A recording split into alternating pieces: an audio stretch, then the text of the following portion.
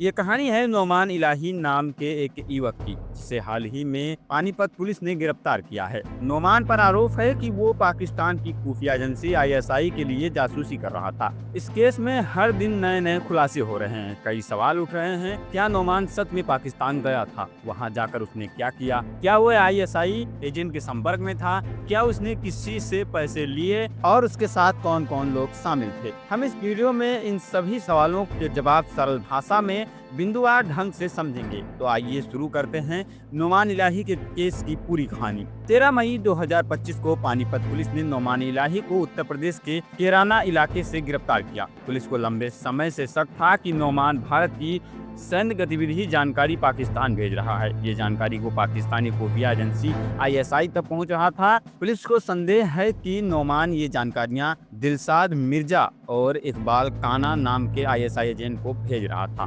गिरफ्तारी के बाद नोमान को 7 दिन की रिमांड पर लिया गया और उससे गहराई से पूछताछ शुरू हुई। जब पुलिस ने उससे कड़ाई से सवाल किए तो नोमान ने कबूल कि वो 2017 में पाकिस्तान गया था।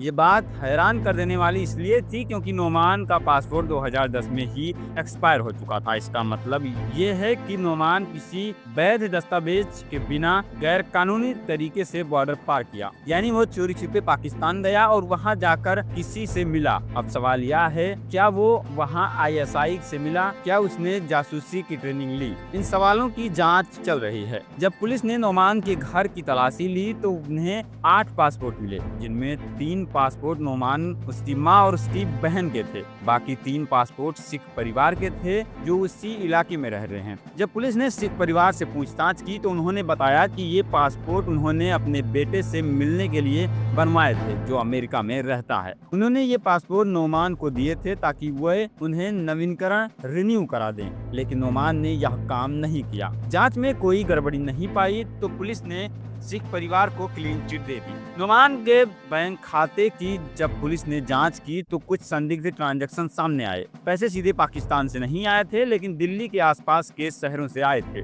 अब तक पुलिस को 12 ऐसे बैंक खाते मिले हैं जिनसे पैसे का लेन देन हुआ। इन खातों के मालिक से पूछताछ की जा रही है ताकि यह पता चल सके कि पैसे आखिर आए कहां से थे। पुलिस को नोमान के कुछ संदिग्ध संपर्कों के बारे में भी पता चला है। ये लोग दिल्ली, सहारनपुर, मुजफ्फरनगर और देहरादून जैसे शहरों से हैं। अब पुलिस इस बात की भी जांच कर रही है कि क्या ये लोग भी उसी जासूसी का नेटवर्क के हिस्सा हैं या फिर किसी और वजह से नोमान के संपर्क में जुड़े थे। नोमान का छोटा भाई जिसान, जो कुछ समय पहले सहारनपुर में रह रहा था, अब लापता है। गिरफ्तारी के बाद से उसका कोई पता नहीं चला है। पुलिस को शक है कि वो इस केस से जुड़ा हुआ हो सकता है या फिर वह जानबूझकर छिप गया हो। अब उसकी तलाश में पुलिस कई शहरों में छापेमारी कर रही है। नोमान ने यह तो मान लिया कि वो 2017 में पाकिस्तान गया था, लेकिन उसने यह नहीं बताया कि वो वहाँ कितने दिन रहा, किसके साथ रुका और वहाँ क्यों गया। पुलिस अब इसके mobile phone call recording, messages, social media chats और लोकेशन हिस्ट्री की जांच कर रही है। इसके लिए साइबर सेल, इंटेलिजेंस ब्यूरो और दूसरी एजेंसियों की मदद ली जा रही है। पाकिस्तान की खुफिया एजेंसी आईएसआई अक्सर भारत के लोगों को जाल में फंसाती है। वो अलग अलग तरीके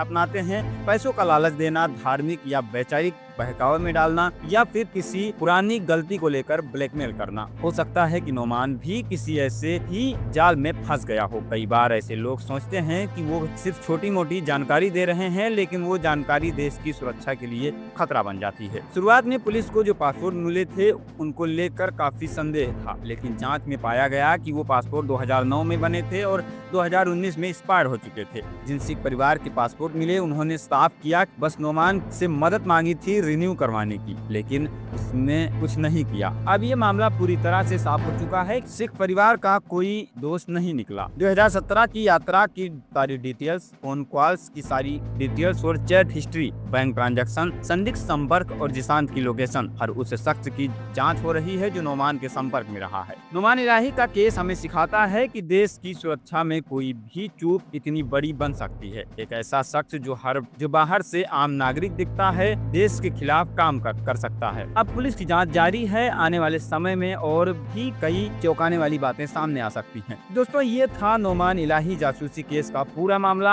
आम और सरल भाषा में। हम आपके लिए आगे भी इस केस से जुड़ी अपडेट लाएंगे। तब तक के लिए धन्यवाद। जय हिंद, जय भारत।